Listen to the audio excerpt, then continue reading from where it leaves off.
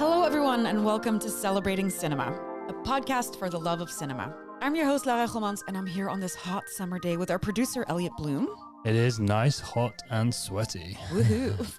We're going to be talking about some summer-themed movies, like our re-release of René Clément's Plein Soleil. It's the Ripley movie starring the gorgeous Alain Delon.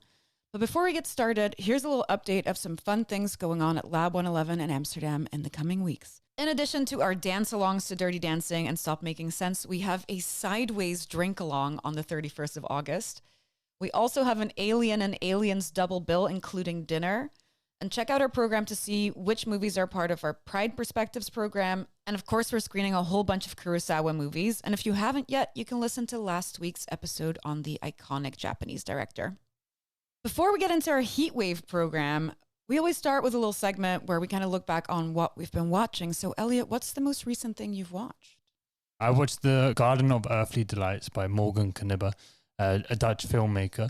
And it's set in the Philippines, in Manila. And it's this incredibly bold and ambitious film that tries to look at the colonial legacies still within former colonial countries and critiquing the systems of it, all told through this kind of like mosaic style of a Dutch man coming to the Philippines first in search of his internet girlfriend, but it unfolds of a more sinister, hidden, suppressed desires. And I really loved it. I think, unfortunately for Morgan, it's really been, it faced a lot of backlash before it even got a chance. Because it's a fiction movie, or is it a documentary? Yeah, no, it's a fiction movie, and looks really great. Wow. A lot of festivals sort of refused to screen it. I think they were put off by the fact that it was a white man filming it and considered it sort of poverty porn. Okay, yeah.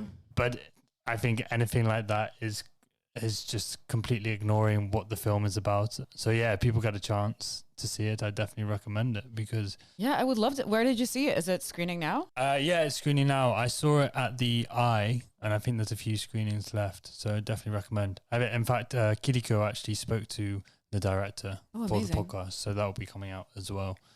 Oh, great. Yeah, I'm super excited to see this. It looks great. What about you, Laura? What have you watched?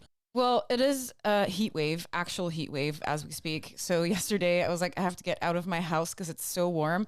So I went to one of the first screenings of Jurassic World Rebirth. How was it? Gee, I don't know. I love Jurassic Park so much. Like, you could see my house, you would know. There's like so much Jurassic Park stuff in my house. I don't like any of the recent ones. And I think Dominion was an absolute crock of shit. And then this one, I honestly had high hopes for because, you know, we got rid of Chris Pratt. I don't like Chris Pratt. Sorry. And I was like, okay, new cast. It's written by David Koepp, who did the screenplay for the original. So it's like, maybe we're coming back to something. Hate to say no. Sorry. I think for me, the magic in Jurassic Park isn't only the great Michael Crichton story, but it's also just the way that they put so much attention into putting these dinosaurs on screen. Yeah. You know, it was the first CGI creatures really that were on screen in a way that it was used sparingly. They did a lot of huge animatronic dinosaurs. You can feel them in the space. Yeah. And I really feel with Rebirth, as with most of the other recent ones, it's just like, it's so green screeny. It's so CGI. I never believe that a dinosaur is actually there. Or even that magical, you know, Spielberg, they see the dinosaur and they're like, what? Yeah, it's a big dinosaur.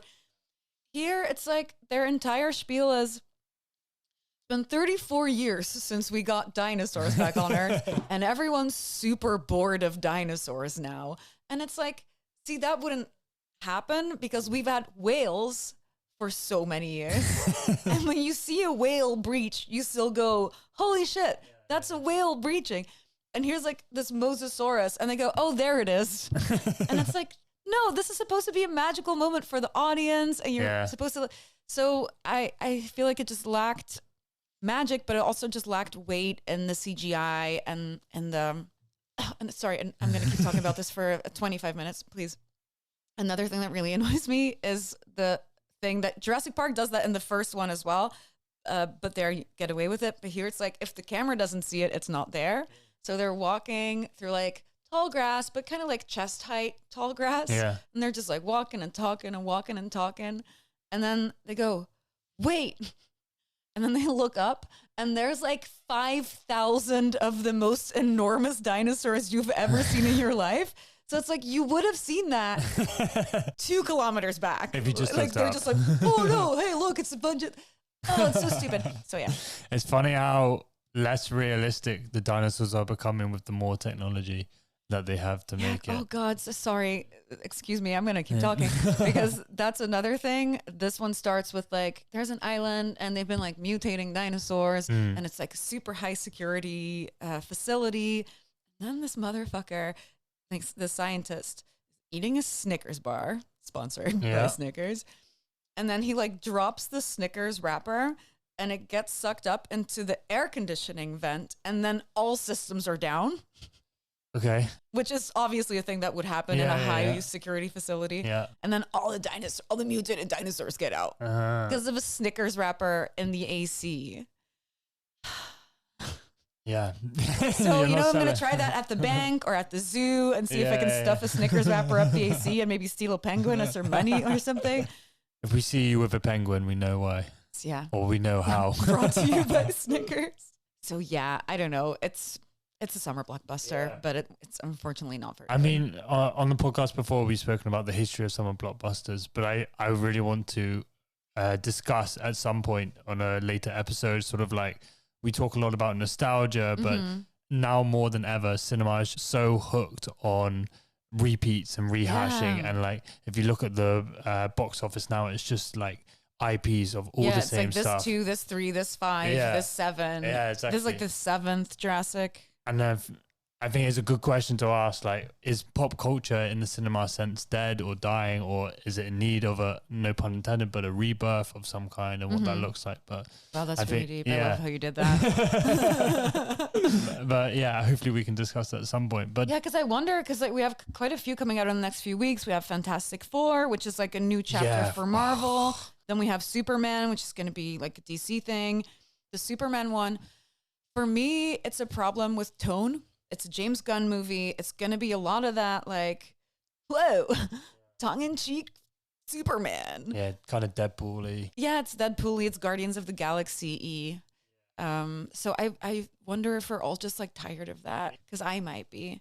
But you mentioned, Laura, that you went to the cinema on the one of the hottest day of the year. Oh, yeah. I had to escape the heat. And I'm guessing that's because the cinema had air conditioning. Yeah, my house does not. Yeah. Well, let me tell you a little fun fact. So there's a strong correlation between people going to the cinema in summer and hot periods. And that's because air conditioning systems were first invented in the 1920s. Mm-hmm. And in 1925, a New York theater then installed one of the first air conditioning systems. Oh, Yeah, they and grew up together. Yeah. And so that's why a lot of people will go to the cinema. And apparently it was like a marketing thing of come to this really cool cinema, not just because it's a cool place to hang out, but because it's literally cool. Oh, I love that little nugget of history. Yeah. So they're kind of the same age. Yeah. I think interesting for us now to discuss sort of the hot, sweaty summer program and how that relates to cinema itself, how people are able to, or why we sort of resonate stronger to, I personally at least, to these hot summer films, and why it's always nice to watch it in a cold cinema. Yeah, I have to also do a little bit of SpawnCon here. We're recording this at Lab 111 in Amsterdam, a cinema with air conditioning. I am doing fine temperature-wise, and so could you if you come to Lab 111 to see, for example, Plein Soleil. Because yes, our own in-house distribution company, Odyssey Classics, is re-releasing Plein Soleil. The English title is Purple Noon. You might know it by that.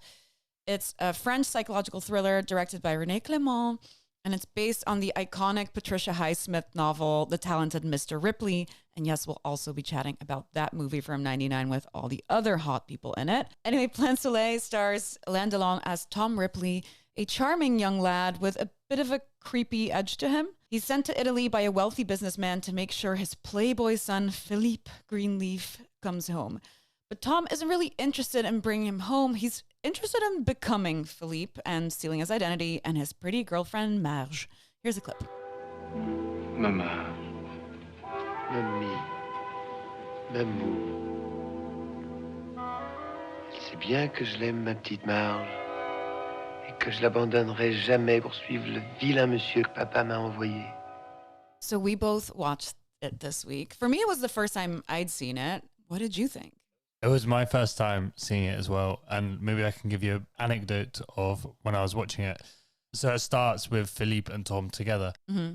And I was watching it, I was like, they look pretty similar. They do. They look very similar. I was like, is that deliberate? Because otherwise it's really bad casting because I'm getting confused of which one's which to start with. Because again, were you familiar with the story of Ripley? No. Oh, okay. So that's super fun. Yeah. I knew that it was a book and that there was a Matt Damon remake of it, but no, I didn't. So yeah, it was quite fun to go into that and then see how wait, these boys, they kind of look similar. Yeah. I just find Alain Delon mesmerizing in so many ways. Like he's incredibly hot, but just can carry so much just in the way he looks or the things he doesn't say or it's so crazy. Like I obviously knew him as like the hot guy from the 60s. But I like going back through my letterbox, like I don't really think I've seen many of his movies. And here I was like so surprised almost that he's such an incredible actor. He almost gives this like Jack Nicholson-y kind of creepiness sometimes when he's like alone and like the scene where he's like talking in the mirror and you're like, oh, you're a scary motherfucker. And I think he plays that so well. I was really, really impressed with him and how he manages to switch between charming and cold and weird and kind of bumbly, but also, and he forgery and shit. He does it all. I really love the title sequence actually because it's full of postcards, and I just kept thinking throughout watching the film that this is literally like a postcard. Just the way it's framed, the really nice pastel colors. It's nice to see someone using pastel colors in a different way. Shout out Wes Anderson, your arch nemesis. But it was so beautiful to look at. But yet at the same time, and that's what I loved about it, that it had this sinister edge to it that you never quite knew where it was going or how it was developing. That's what I really like about what you say. It's like visually interesting. I think it's very interesting that it's visually, it just looks like a summer movie. Yeah. But it's this super dark psychological thriller. And that juxtaposition is so cool of like beautiful Italy, a sailboat. There's no darkness to hide in. There's no like things being obscured by shadows. It's all just like, Plein Soleil. It's bright sunshine. And for me, the action is treated the same all the way throughout. So even in these more darker criminal moments, it feels just the same flow to it as well. That I really liked it, but I think my hesitation with it is from Alain Delon's character, Tom Ripley. You see him do all these things, but you never like explore why and give him much of an insight into that. And I would have liked to have seen more of that just to hold on to it more. Yeah, totally. And you don't really know why he's doing it, but it's also just kind of this universal theme of like class and envy and wanting to be where the other person is. But yeah, it is interesting to dive more into the psyche of Tom Ripley, but it's also interesting to dive into your own psyche of like, what do we feel when we watch this? Because I noticed that sometimes, he's like running from the police and stuff. And you're just kind of like, and you're like, wait, I just watched this man murder a bunch of people. Am I rooting for him because he's hot? Or like, am I rooting for him because the way that it's filmed? Because it's filmed kind of handheldy. So it feels very like you're there. And sometimes it's also filmed over Ripley's shoulder. So it kind of feels like you're there, you're complicit, it's interesting how it kind of puts you in this mindset where you catch yourself kind of rooting for this guy. Did you feel that too? Yeah, I think when Philippe Greenleaf leaves... Philippe Greenleaf. Monsieur Greenleaf. Tries to teach him a lesson by leaving him on that small boat. And then when he comes back, I was like, yeah, I'd be ready to kill this motherfucker. Yeah. After being left at sea. Fair enough. But Tom Ripley seemed to be a bit less bothered by it. Or at least that's what he wants us to think. He had a plan. Yeah, all along. Yeah, one thing I did think was confusing, the movie is in French. That was not the confusing part. Now I sound dumb. But what I mean is like, there's intricacies in the different accents. Like some people are like Italian French. Some people are like, oh, I'm Belgian. And then, the Freddy character, he's American. But if you don't pick up on like the French how the French is spoken. Well, like, I thought he was from Quebec just because of the way he was speaking French, but Right, maybe, you but it's it's out like- he's American. But yeah, I was a bit I find this confused. very often, like also with, I have a British friend, and well, you're a British friend also, but like when we watch movies together, he's always going, I was like, oh, that accent was really good, or he did that like super regional accent really well. And it's like, oh, I don't pick up on those like regional accents. And it's the same here. But here I think it's kind of important to the story, is like, oh, is this like an Italian guy, or is it his mom? Like some things I kind of had to go, okay. Yeah. I think what I did think while watching this was that obviously so many films are in English, so you're so used to everyone just speaking English in any film, that I managed to then see sort of the bizarreness of that, because this film was set in Italy and yet everybody seemed to speak like fluent French. Yeah. And so it was never... It's the 60s. It's a different time, I guess. So yesterday night, I also rewatched The Talented Mr. Ripley, which is one of my favorite movies just because of nostalgia reasons, I think. Tell me about it. Why nostalgia reasons? I think that whole like Anthony Minghella kind of era of movie, like these to me are just like movies. They look like movies. They're very movie, if that makes sense. I don't think it does, but they look really good. The cast is amazing. And it's really fun watching these. We're playing them both, by the way, so you can go see them both at Lab. But it's really funny seeing how they took the same source material. Obviously, Plein Soleil is like 40 years earlier, so I'm sure they took inspiration from the movie as well. But they handle it very differently. The story feel on Talented Mr. Ripley goes a little bit more in depth. The Ripley character is a bit different. It's more queer coded as well, right? It is very queer coded. It's very like, there's a lot of like sexual undertones to the Minghella one. As I also think is in Plein Soleil, I also think it's like a lusting thing, but it's more Somewhat. lusting for his lifestyle and his girlfriend. And here it's kind of like so unclear what he wants to do, but he starts off as like bit of a doof, you know, kind of like a bit of a loser. It's also, it does the thing where like he wears glasses, so he's a loser. Sorry, Elliot. If you're not watching this video, he is wearing glasses also. I'll remember this. Until you murder Jude Law and steal his identity, of course. Yeah, I just think this one does it really well. It expands the story a little bit more. And gotta say, Philip Seymour Hoffman is amazing. He's the Freddy character.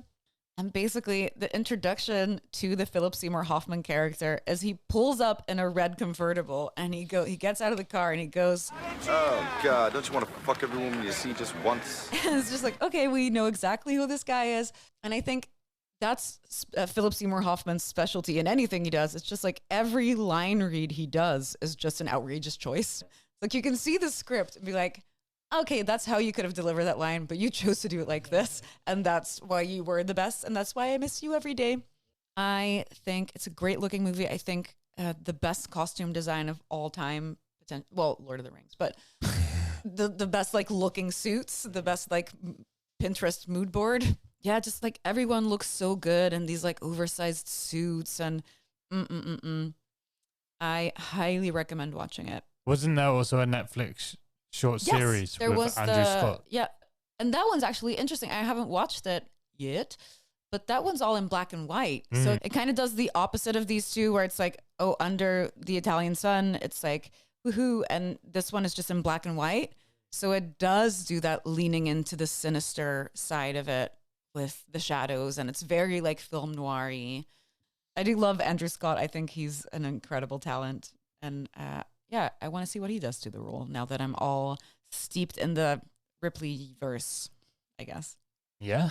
But in terms of summer films, where does this sort of, when you think of summer films, is this one that comes to mind or are there others? The 99 one for me was a big one growing up and it reminds me so much of summer. But yeah, we're running an entire Heatwave program with all of the most summery movies you've ever seen in your life. So highly recommend going to see them. There's a bunch of them that I want to see still. I'm really excited to see La Piscine. Also because I'm now obviously in love with Alain Delon. And I love the Luca Guadagnino version, A Bigger Splash. I recently rewatched that and I realized that I'd never seen the original. So I definitely want to see that. That looks really cool. Another one, it's funny that it's part of the program because Tom did text me about this because I had mentioned that we should screen this. And Tom goes, I'm going to have to book a Parent Trap, right? And I'm like, yeah. I love the Parent Trap. It could be a childhood thing, but I did recently rewatch it. And I think it's an amazing movie that deserves to be here. Have you seen it? I've seen it, but a long time ago. Mm-hmm. I want to know its rewatch value. Holds up. It's a comfort movie for me. And that reminds me of one that we're unfortunately not screening. I just want to know if there's people out here listening that have a special connection to It Takes Two, the Olsen twins movie. Don't know. It's basically the Parent Trap, but it's just corny as hell, better in every way. Really? It's the superior. I don't think it's the superior movie, but it is great. I really liked the Parent Trap when I watched it. Yeah. It's good, and you can see it now at Lab. What are your favorites on the program or summer movies in general? Oh, thankfully most of them are on the program. Woohoo, we did well. I'll start with Spike Lee's Do the Right Thing, set on the hottest day of the year, uses heat as one of the main characters in the film. It's just a classic. People have to go watch it. I think it's something that people can endlessly return to, and you can watch it any time of the year, but I think... Yeah. I love the style of it. I love like the costumes and the fonts and stuff. It's so like 90s. It's very cool. A while ago, we spoke to the cinematographer, Ernest Dickinson. Yes. Listen to that episode. It's great. You had such a good conversation with him. Yeah. He talks all about how he came up with the color and for the film in terms of how he uses color to create a sense of heat or hotness for the viewer when they're watching the film, which was super interesting. Then another one is, of course, Aftersun it's by Charlotte Wells. Yeah. Breaks your heart, but I think that's I think that's like the other side of what summer films can be about. Like, it's more in a sort of the sad, nostalgic, melancholy way, which I really liked, because when we look back on summer, that sometimes is what it can be about, of reminiscing of a past that we can no longer reach anymore. Yeah. I think that most summer movies are kind of about a transition, like coming of age, because, you know, when I started thinking about summer movies, like, oh, they're all kind of about, like, a lot of them will be about like kids or you growing up, and it's like summer vacation. And I remember being a kid, like I'm the same age as the girl in Aftersun, and that wasn't that time. So I was 10 when she was 10. So I had the exact same like Adidas top that she had, and we go to the same kind of resorts that she did. But you just remember, you know, you go on holiday for like 2 weeks and you grow so much in those 2 weeks, because there's all these new experiences and there's new friendships, and you come back a changed person. And I think that's always a really beautiful metaphor when you look at these movies. It's like, oh yeah, that is a really like transitional season always, the summer. Yeah.